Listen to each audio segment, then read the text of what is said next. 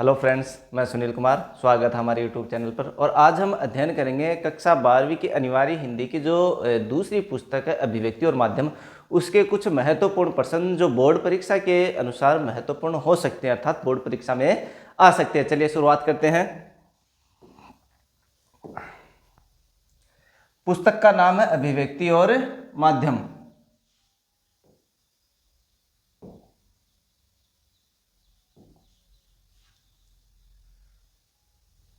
पुस्तक का नाम है अभिव्यक्ति और माध्यम। अब इस पुस्तक के जो महत्वपूर्ण प्रश्न हैं उनका हम अध्ययन करेंगे। चलिए, पहला प्रश्न है, श्रव्य जनसंचार का माध्यम कौन सा होता है? श्रव्य का मतलब होता है सुनना, अर्थात ऐसा कौन सा माध्यम है जिसके माध्यम से हम सिर्फ सुन सकते हैं, जिसके माध्यम से हम सिर्फ सुन सकते हैं। तो समाचार पत्र इसे देख सकते हैं, अर्थात ये दृश्य माध्यम है। रेडियो है, इंटरनेट है, टेलीविजन है, ये श्रव्य दृश्य माध्यम है, अर्थात इसमें सुनना और देखना दोनों होते हैं।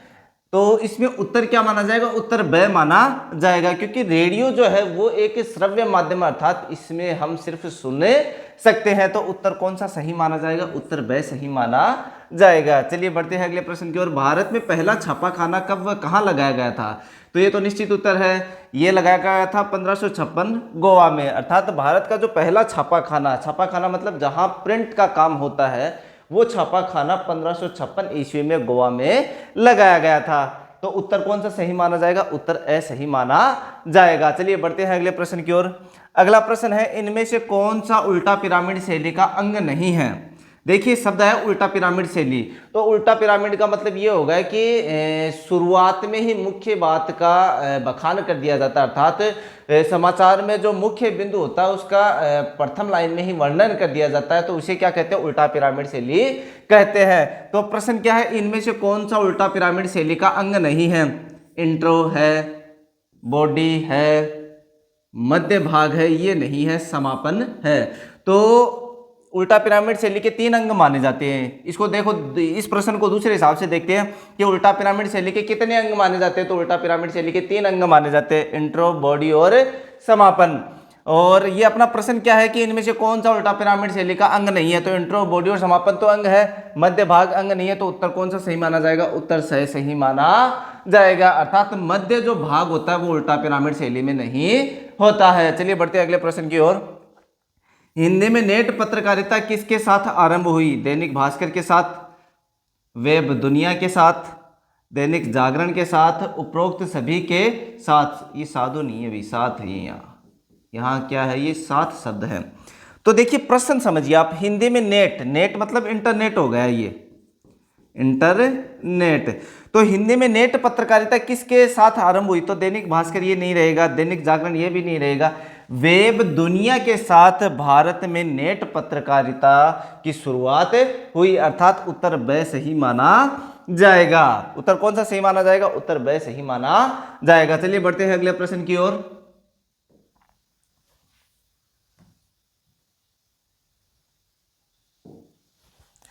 अगला प्रश्न है, क्रिकेट मैच का प्रसारण किस प्रकार का है? Live, phone in, anchor byte, package. तो हम क्रिकेट मैच जो देखते हैं उसका प्रसारण जो होता है वो डायरेक्ट होता है, अर्थात डायरेक्ट का मतलब जहां खेला जा रहा है उसे तत्काल दिखाया जा रहा है, तो इसका मतलब वो लाइव हो गया। तो क्रिकेट मैच का जो प्रसारण वो किस प्रकार का होता है? वो लाइव प्रकार का होता है, अर्थात उत्तर ए सही माना जाएगा। चलिए बढ़ते हैं अगले प्रश्न की ओर। भारत में इंटरनेट पत्रकारिता का दूसरा दौर कब आरंभ हुआ? 2001 नहीं, 2002 नहीं, 2003 में इंटरनेट पत्रकारिता का दूसरा दौर आरंभ हुआ, अर्थात दूसरा दौर है जहां से इंटरनेट पत्रकारिता ने एक चरम सीमा को छू लिया था। तो उसकी शुरुआत हुई थी 2003 में, अर्थात इंटरनेट पत्रकारिता का जो सर्वाधिक विकास हुआ, या एक तरीके से माना जाए तो इंटरनेट का जो युग आया था तो वो 2003 से माना जाता है। तो उत्तर कौन सा सही माना जाएगा? उत्तर सही माना जाएगा। चलिए बढ़ते हैं अगले प्रश्न की ओर। समाचार पत्र में खबरों को प्रकाशित या प्रसारित करने के लिए आखिरी समय सीमा को क्या कहा जाता है? ब्लू लाइन नहीं, रेड लाइन नहीं, ब्लेड लाइन नहीं, डेडलाइन कहा जाता है। अर्थात समाचार पत्र में खबरों को प्रकाशित या प्रसारित करने के लिए आखिरी समय सीमा को किस नाम से जाना जाता है? डेडलाइन के नाम से जाना जाता है। तो उत्तर कौन सा सही माना जाएगा? उत्तर से सही माना जाएगा। चलिए बढ़ते हैं अगले प्रश्न की ओर। ऑल इंडिया रेडियो की विधिवत स्थापना कब हुई? यानी कि ऑल इंडिया रेडियो जो है उसकी स्थापना कब मानी गई है? 1936, 1928, 1935 और 1947। तो ऑल इंडिया रेडियो की विधिवत स्थापना 1936 में हुई थी। यानी कि 1936 में ऑल इंडिया रेडियो की विधिवत स्थापना कर दी गई थी। उसके बाद में रेडियो पर लगातार प्रसारण होने शुरू हो गए थे। तो उत्तर कौन सा सही माना जाएगा? उत्तर ए सही माना जाएगा। चलिए बढ़ते हैं अगले प्रश्न की ओर। अगला प्रश्न देखिए, एफएम रेडियो की शुरुआत कब से हुई? 1995, 1993, 1990 और 1991। तो एफएम रेडियो की शुरुआत 1993 में हुई। देखिए आप समझिए दोनों प्रश्नों को। ऑल इंडिया रेडियो की विधिवत स्थापना तो 1936 में हुई, जबकि एफएम रेडियो की जो शुरुआत है अर्थात एक चैनल है एफएम रेडियो, उसकी शुरुआत कब हुई? 1993 में हुई। तो उत्तर कौन सा सही माना जाएगा? उत्तर ब सही माना जाएगा। चलिए बढ़ते हैं अगले प्रश्न की ओर।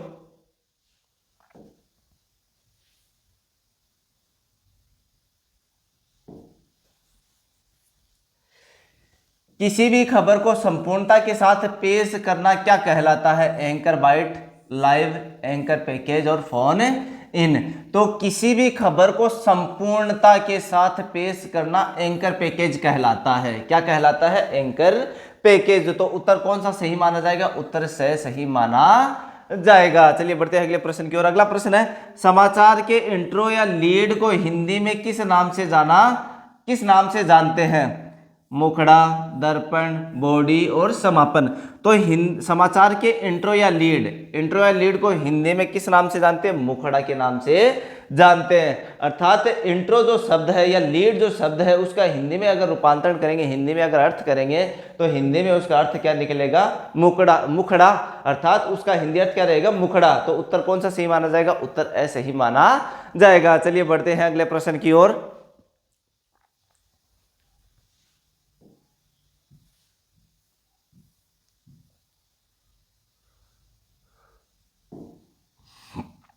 अगला प्रश्न है, प्रिंट मीडिया या मुद्रण माध्यम की शुरुआत मानी जाती है जापान, चीन, अमेरिका और भारत। तो प्रिंट मीडिया या मुद्रण की शुरुआत चीन से मानी जाती है। कौन से देश से मानी जाती है? चीन से। यानी कि चीन ही ऐसा पहला देश था जिसने मुद्रण या प्रिंट माध्यम की शुरुआत की थी। तो उत्तर कौन सा सही माना जाएगा? उत्तर ब सही माना जाएगा। चलिए बढ़ते हैं अगले प्रश्न की ओर। अगला प्रश्न है, रेनेसां शब्द का अर्थ है पुनर्जागरण, नवजागरण, रात्रि जागरण और जागरण। तो रेनेसां शब्द का हिंदी अर्थ क्या होता है या इसका अर्थ क्या है? पुनर्जागरण। पुनर्जागरण का मतलब होता है दोबारा जागरण। और इस शब्द का अगर हम संधि विच्छेद करेंगे तो क्या बनेगा? पुनः प्लस जागरण अर्थात दोबारा जागरण करना। तो रेनेसां शब्द का अर्थ क्या कहलाएगा? पुनर्जागरण कहलाएगा। उत्तर कौन सा सही माना जाएगा? उत्तर ए सही माना जाएगा। चलिए बढ़ते हैं अगले प्रश्न की ओर। अगला प्रश्न है, आधुनिक छापे खाने के आविष्कार का श्रेय किसे दिया जाता है? गुटेनबर्ग जर्मनी को, एस जोनाथन अफ्रीका को, कन्फ्यूशियस चीन, इमर्सन अमेरिका। तो आधुनिक छापे खाने के आविष्कार का श्रेय गुटेनबर्ग जर्मनी को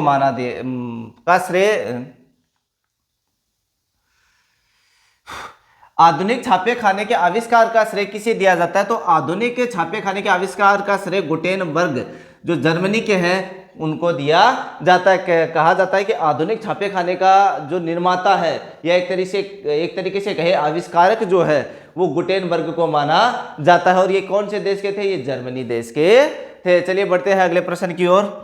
अगला प्रश्न है, हिंदी नेट संसार का संपूर्ण पोर्टल किसे माना जाता है? नया समूह है, नई दुनिया, नया राज, कोई नहीं।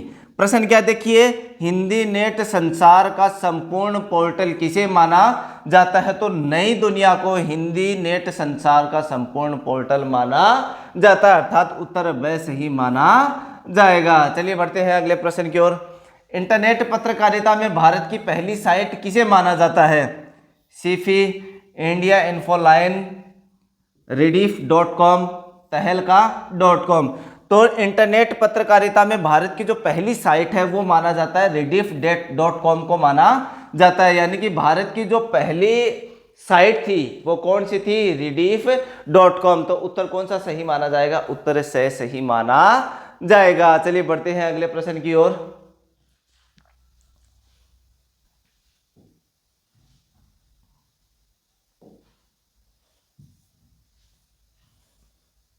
अगला प्रश्न है, रेडियो समाचार लेखन में तैयार की जा रही समाचार कॉपी में शब्दों को कितने स्पेस दूरी में लिखा जाता है, एकल स्थान, ट्रिपल स्पेस, डबल स्पेस और कोई नहीं।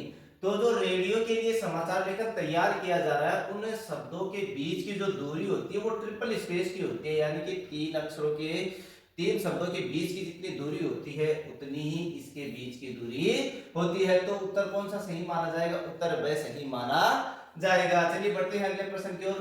रेडियो समाचार लेखन में 1 से 10 तक की संख्याएं लिखी जाती हैं, अंकों में, उर्दू में, शब्दों में, कोई नहीं। तो 1 से 10 तक की संख्याएं शब्दों में लिखी जाती है, यानी कि रेडियो समाचार लेखन में 1 से 10 तक की जो संख्या है उन्हें कैसे लिखते हैं, शब्दों में लिखते हैं, और उसके ऊपर के जितनी भी संख्याएं हैं उन्हें कैसे लिखेंगे, उन्हें अंकों में लिखेंगे। उत्तर कौन सा सही माना जाएगा, उत्तर से सही माना जाएगा। चलिए बढ़ते हैं अगले प्रश्न की ओर। नई वेब भाषा में HTML की फुल फॉर्म क्या है, hyper text modify language, higher text modify language, hyper text markup language और हैकर टेक्स्ट मीडिया लैंग्वेज। तो HTML की जो फुल फॉर्म है वो क्या है, हाइपर टेक्स्ट मार्कअप लैंग्वेज। तो उत्तर कौन सा सही माना जाएगा, उत्तर से सही माना जाएगा। चलिए बढ़ते हैं अगले प्रश्न की ओर। अगला प्रश्न है, मूलतः रेडियो कैसा माध्यम है, द्विरेखीय, ये बुद्धू रेखीय नहीं, ये बहुरेखीय है। तो द्विरेखीय, बहुरेखीय, बेरोजगारी, एक रेखीय। तो रेडियो जो मूलतः है वो एक रेखीय माध्यम है। कैसा माध्यम है, एक रेखीय माध्यम, अर्थात कि रेडियो में जो सूचनाएं है वो एक तरफ प्रसारित होती रहती है, यानी कि उस रेडियो में वापस पीछे नहीं जाया जा सकता। तो रेडियो जो है वो कैसा माध्यम है, एक रेखीय माध्यम है। चलिए बढ़ते हैं अगले प्रश्नों की ओर।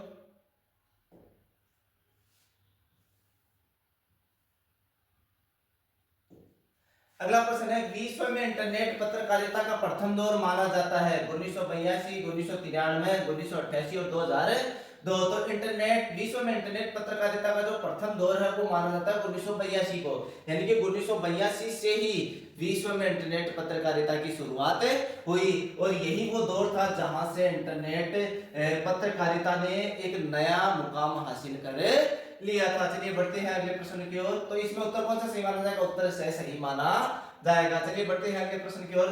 रेडियो समाचार लेखन में एक लाइन में अधिकतम शब्दों की संख्या होनी चाहिए, 10 से 11, 12 से 13, 9 से 10 और 15 से 16।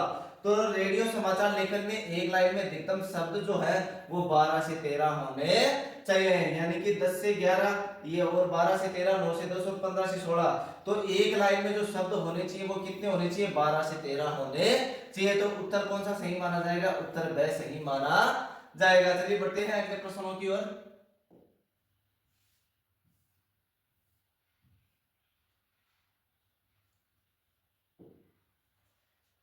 अगला प्रश्न है, रेडियो समाचार लेखन में 11 से 99 तक की संख्याओं को लिखना चाहिए, शब्दों में, अंकों में, उपरोक्त दोनों में, किसी में नहीं। देखिए थोड़ी देर पहले प्रश्न भी आया था कि रेडियो समाचार लेखन में 1 से 10 तक की संख्या कैसे लिखी जाती है, वो तो लिखी जाती है शब्दों में, और मैंने बताया था 11 से आगे तक की जितनी भी संख्याएं हैं उन्हें किस में लिखेंगे, उन्हें अंकों में लिखेंगे। तो उत्तर कौन सा सही माना जाएगा, उत्तर ब सही माना जाएगा। प्रश्न क्या है, रेडियो समाचार लेखन में 11 से 99 तक की 9 सॉरी प्रश्न क्या है, रेडियो समाचार लेखन में 11 से 999 तक की संख्या को लिखना चाहिए, तो कैसे लिखना चाहिए, अंकों में लिखना चाहिए। तो उत्तर कौन सा सही माना जाएगा, उत्तर ब सही माना जाएगा। चलिए बढ़ते हैं अगले प्रश्नों की ओर। टेलीविजन खबर के कुल कितने चरण होते हैं, 5, 7, 6 और 8। तो टेलीविजन खबर के कुल कितने चरण होते हैं, तो कुल 7 चरण होते हैं। कितने चरण होते हैं, 7 चरण होते हैं। उत्तर कौन सा सही माना जाएगा, उत्तर ब सही माना जाएगा। चलिए बढ़ते हैं अगले प्रश्नों की ओर। कौन सा अखबार प्रिंट मीडिया के रूप में न होकर सिर्फ इंटरनेट पर ही उपलब्ध है, राजस्थान पत्रिका, हिंदुस्तान, प्रभा साक्षी और अमर उजाला। प्रश्न क्या अपना, कौन सा अखबार प्रिंट रूप में न होकर सिर्फ इंटरनेट पर ही उपलब्ध है, तो कौन सा है, प्रभा साक्षी। यानी कि प्रभा साक्षी एक ऐसा अखबार है जो प्रिंट के रूप में उपलब्ध नहीं है लेकिन इंटरनेट पर ये उपलब्ध है। तो उत्तर कौन सा सही माना जाएगा, उत्तर से सही माना जाएगा। चलिए बढ़ते हैं अगले प्रश्न की ओर। अगला प्रश्न है रेडियो माध्यम है, शुरुआत में भी आया था ये प्रश्न। दृश्य माध्यम, दृश्य श्रव्य माध्यम और इनमें से कोई नहीं। तो रेडियो जो है वो एक श्रव्य माध्यम है, अर्थात एक ऐसा माध्यम है जिसके माध्यम से हम सिर्फ सुन सकते हैं। तो उत्तर कौन सा सही माना जाएगा? उत्तर सही माना जाएगा। चलिए बढ़ते हैं अगले प्रश्नों की ओर। कौन सा जन संचार माध्यम निरक्षर व्यक्ति के लिए उपयोगी नहीं है? समाचार, रेडियो, टेलीविजन और इनमें से कोई नहीं। तो प्रश्न क्या, कौन सा जन संचार माध्यम निरक्षर का मतलब हो गया जो अनपढ़ व्यक्ति, जो असाक्षर व्यक्ति है के लिए उपयोगी नहीं है। समाचार पत्र जो होता है वो अनपढ़ व्यक्ति के लिए उपयोगी नहीं होता। क्यों नहीं होता है? क्योंकि वो अनपढ़ व्यक्ति खबर पढ़ नहीं पाएगा, इसलिए ये उसके लिए उपयोगी नहीं है। रेडियो में सुन सकता है, टेलीविजन में सुन भी सकता है और देख भी सकता है। तो उत्तर कौन सा सही माना जाएगा? उत्तर ऐसे ही माना जाएगा कि कौन सा जनसंचार माध्यम निरक्षर व्यक्ति के लिए उपयोगी नहीं है। तो कौन सा उपयोगी नहीं है? समाचार पत्र। तो ये थे अभिव्यक्ति और माध्यम जो पुस्तक है उसके कुछ महत्वपूर्ण प्रश्न जो बोर्ड परीक्षा। मिलते हैं अगली वीडियो में, तब तक के लिए जय हिंद जय भारत।